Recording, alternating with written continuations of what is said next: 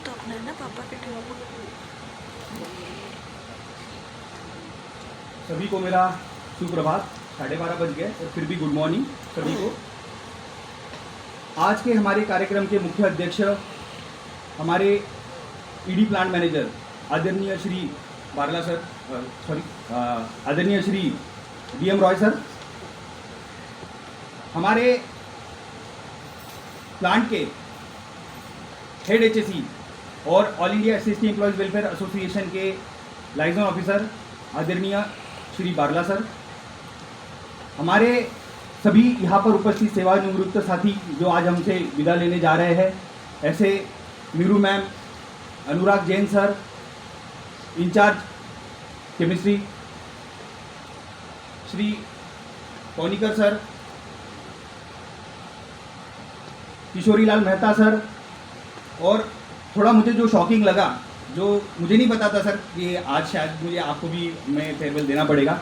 मुझे कल ही ये बात पता चली कि जिकार सर का भी आज फेयरवेल है, तो it was very shocking for me sir कि आप सडनली हमसे विदा ले रहे हैं सर।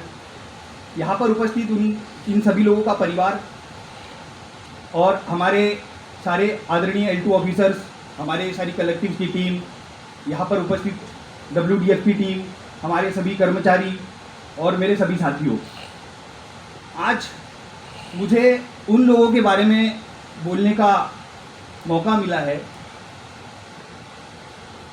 जिनका शायद इतना एक्सपीरियंस है, उतनी शायद से मेरी एज है। कुछ लोगों का तो मेरी एज से भी ज़्यादा एक्सपीरियंस होगा। मेरी अभी एज 35 चल रही है, बहुत सारे लोगों का तो एक्सपीरियंस 35 होगा और शायद से उससे प्लस भी होगा।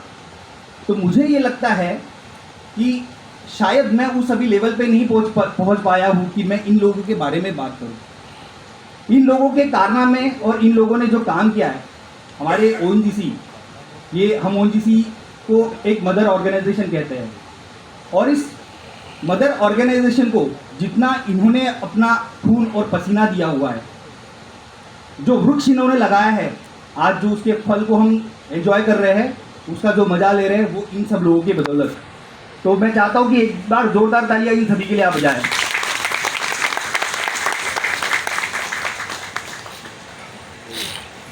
कहते हैं कि जब इन्होंने ऑर्गेनाइजेशन को ज्वाइन किया तो उसके साथ इनका रिटायरमेंट भी फिक्स हो गया, ये डेट फिक्स हो गई।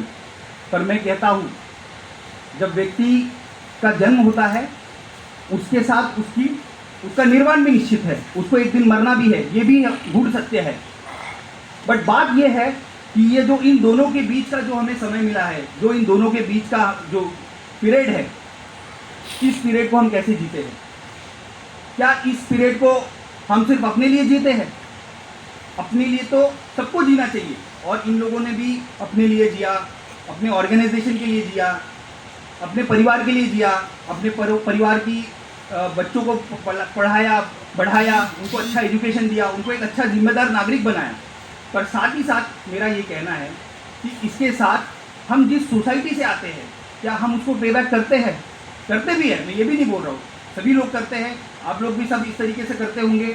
बट जो हमें करना चाहिए, जैसे कि अगर बारला सर को देखा जाए या हमारे पौनिकर साहब हैं, तो वो हमारे मेंबर्स भी है। ये सही कहा कि हमारे पहले दीपक भाई ने बताया कि 33,000 के अराउंड हमारी वर्कफोर्स होती थी एक समय में, और पहले तो उससे ज़्यादा भी होती थी ना ONGC में। बट अभी इस समय इतने ज़्यादा लोगों का जो रिटायरमेंट हो रहा है, और उससे मतलब बहुत ज़्यादा तेज़ी से हमारा ग्राफ बहुत नीचे जा रहा है, बहुत सारे लोग रिटायर हो रहे हैं। हमारे अगर ONGC हजीरा ब्रांच की, all India SST employees welfare association की अगर हमारे मेंबर्स देखेंगे, तो पहले वो लगभग 2 साल पहले जब मैं चेयरमैन बना था, तो लगभग हमारी 240 के अराउंड मेंबर्स होते थे सर। आज वो जाके इस बार 208 के अराउंड है, और अभी आपका भी रिटायरमेंट हो रहा है, कुछ लोगों का ट्रांसफ़र हो रहा है, तो उससे जाके वो लगभग अभी 200 से भी नीचे चली जाएगी। तो धीरे धीरे ये चीज़ें बहुत ये करेंगी, इफेक्ट करेंगी इसका। इतना ज़्यादा इन लोगों का एक्सपीरियंस है, ये सब लोगों का इतना एक्सपीरियंस है, ये जाने के बाद ONGC को इसका बहुत ज़्यादा असर पड़ेगा। मैं ज़्यादा नहीं बोलूँगा, मैं सिर्फ यही बोलूँगा कि जिन लोगों ने ONGC को इस मुकाम तक पहुँचाया है, शायद वो हमें अपना एक्सपीरियंस बताए, तो हम उनसे आज कुछ सीख के ONGC को और आगे के मुकाम तक पहुंचाने की कोशिश करेंगे। साथ ही एक छोटी सी ये मैं एक बात कहना चाहता हूँ, एक छोटी सी कहानी है, वो मैं कहना चाहता हूँ कि अच्छा मुझे आपके बारे में सर किशोरीलाल सर के बारे में एक मुझे कहा है मेरे लोगों ने स्पेशली कि किशोरीलाल आप सर जब स्पीच देंगे तो किशोरीलाल सर के बारे में ज़रूर एक बात कहना कि जो भी मेरे इलेक्ट्रिकल विभाग में हमारे लोग काम करते हैं और जहाँ से मुझे फीडबैक मिला है तो उन्होंने ज़रूर कहा है कि किशोरीलाल सर के बारे में एक बात ज़रूर कहना कि जब भी हम प्लांट में विदाउट हेलमेट जाते थे तो वो वापस भेज देते थे कि पहले आपको सेफ्टी अपना ध्यान रखना है, बाद में आप प्लांट में जाइए। उसी प्रकार बाकी सभी लोगों का योगदान है। मैं मतलब वो नहीं कहूँगा, अगर हम अनुराग जैन सर के बारे में बात की, जब उनका पोर्टफोलियो पढ़ा जा रहा था तो आप देखिए, मैंने जो ऑब्जर्व किया उसमें मुझे देखा कि सर ने कितने नीचे से शुरुआत की है और आज अगर देखेंगे तो सर जीजीएम केमिस्ट्री रिटायर होके जा रहे हैं, तो ये कितना बड़ा अचीवमेंट है। लोग जीटी होने के बावजूद वहाँ तक नहीं पहुँच पाते हैं और सर इतने उस मुकाम तक पहुँचे, इसके लिए सर मैं आपका बहुत बहुत ये करता हूँ, आपको बहुत बेस्ट विशेष है सर मेरे तरफ से। तो एक छोटी सी इसी के ऊपर क्योंकि एक छोटी सी मैं कहानी बताना चाहता हूँ। आज से बहुत समय पहले की बात है। तो एक व्यक्ति रहता है, वो बुद्ध के पास जाता है, आज से लगभग 2500 साल पहले की बात है। तो वो बुद्ध के पास जाता है और वो पूछता है, बुद्ध क्या आप बताएंगे मेरा मूल्य क्या है। तो बुद्ध उस व्यक्ति को एक चमकीला पत्थर देते हैं और कहते हैं कि जाओ इस पत्थर को लेके जाओ और इसको जाके इसके मूल्य बाजार में जाके पूछ के आओ, पर एक बात ध्यान में रखना, इसको सिर्फ इसका मूल्य पूछना है, इसको बेचना नहीं आपको। तो वो व्यक्ति जाके सबसे पहले जाता है एक सब्जी वाले के पास में।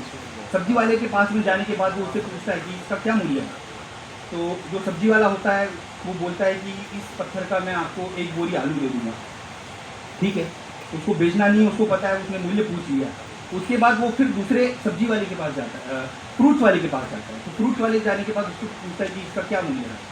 तो बोल देता है कि मैं आपको 10 बोरी आपको एप्पल दे दूँगा। फिर वो उसके बाद सामने जाता है, फिर एक जौहरी के पास जाता है। जौहरी के पास जाने के बाद वो जौहरी उसको समझ लेता है। तो जौहरी उसे कहता है कि ठीक है, इसका मैं आपको 100 सोने के सिक्के दे दूँगा।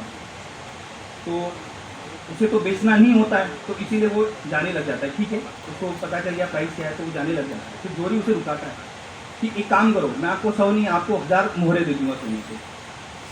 तो फिर भी वो उसको बेचना नहीं रहता, तो वो जाने लग जाता है। तो ऐसा करते करते उसको 100 से 1000, 1000 से 10,000, 10,000 से 1 लाख और ऐसे बहुत सारी उसकी कीमत बताते रहता है। पर अंत में वो उसको नहीं बेचता है और फिर बाद में फिर जाते रहता, तो वो अंत में ये बोलता कि ये एक अनमोल चीज़ है, मैं इसको आपके लिए मेरी जो संपत्ति वो भी देने के लिए तैयार हूँ, पर आप मुझे ये पत्थर दे दो। फिर भी वो व्यक्ति वो पत्थर नहीं देता है और बाद में उसी पत्थर को लेके जाके वो बुद्ध के पास खड़ा होता है और बुद्ध से कहता है कि मैं आज अलग अलग लोगों के पास गया और अलग अलग लोगों ने इस पत्थर की अलग अलग मूल्य मुझे बताया। किसी ने इसका 1 बोरी आलू की प्राइस बताई, किसी ने मुझे इसका 10 बोरी मुझे एप्पल का बताया, किसी ने मुझे पहले 1000 सोने के सिक्के बताए, फिर उसका करते करते अनलिमिटेड बताया। तो इसका क्या अर्थ है। तो बुद्ध उसे कहते हैं, मैंने तुमको इसीलिए भेजा था ताकि तुम अलग अलग लोगों के पास जाके इसका मूल्य पूछो। तो अलग अलग लोगों ने उसका अलग अलग मूल्य बताया। मतलब अगर आप सब्जी वाले के पास जाएंगे तो सब्जी वाले के पास जितना ज्ञान है वो उसी ज्ञान को यूज़ करते हुए उसकी वैल्यू बताएगा, क्योंकि उसको पत्थर या हीरे की उसको पहचान नहीं है। अगर आप फ्रूट वाले के पास जाएंगे या अनाज वाले के पास जाएंगे तो वो भी उसी प्रकार उसकी वैल्यू करेगा, पर एक असली जौहरी वही हीरे की असली कीमत समझता है। तो वो कहता है कि वो पत्थर तो अपने आप में हीरा ही था, पर उसको परखने वाले लोग उसको बराबर से नहीं परखे। तो इसी प्रकार हर व्यक्ति अपने आप में एक हीरा होता है, बट उसको पहचानने वाले कोई आलू के इस पे उसको पहचान पाता है या कोई सोने के इससे। तो आप में से बैठे यहाँ पर ये तो हमारे सारे हीरे ही हैं। ओएनजीसी के लिए इन्होंने जो काम किया, और यहाँ पर जो बैठे हुए वो भी सब अपने आप में हीरे हैं, बशर्ते उनको जो लोग जिस प्रकार से उनको तोल पाते हैं, मोल पाते हैं, उसी प्रकार से उनकी वैल्यू करते हैं। पर मैं कहता हूँ कि आप यहाँ पे सब बैठे हुए हैं जो उनकी सबकी वैल्यू हीरे है। जाते जाते सर मैं एक छोटा सा जो संत कबीर का जो दोहा मुझे पसंद आता है, वो कहते हैं कि देखिए मैं तो बहुत प्रैक्टिकल इंसान हूँ और अगर सत्य के बात पे चल रहे तो हमें सत्य के मार्ग पर ही चलना चाहिए, असत्य के मार्ग पर नहीं चलना चाहिए। और जो मुझे दिखता है मैं उसी पे बिलीव करता हूँ।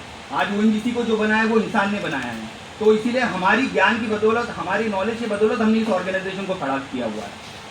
संत कबीर कहते हैं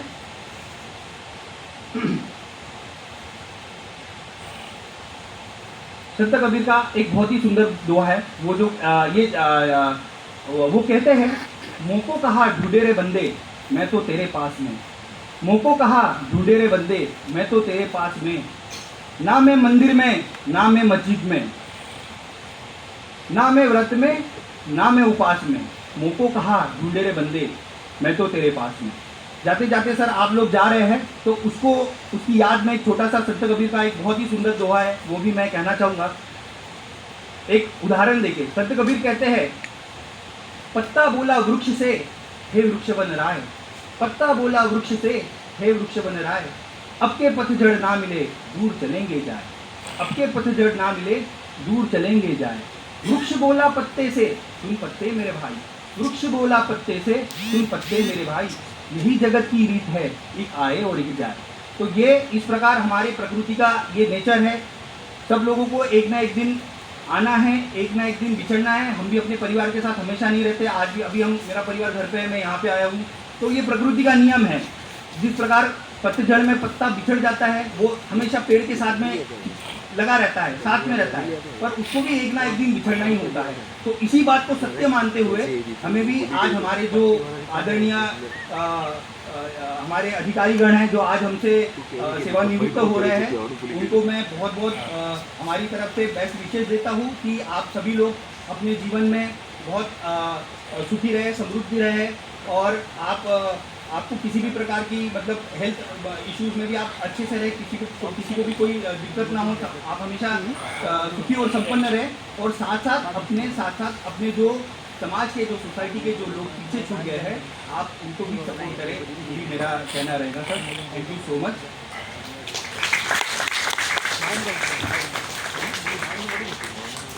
बहुत बहुत शुक्रिया कृणाल सर। बिल्कुल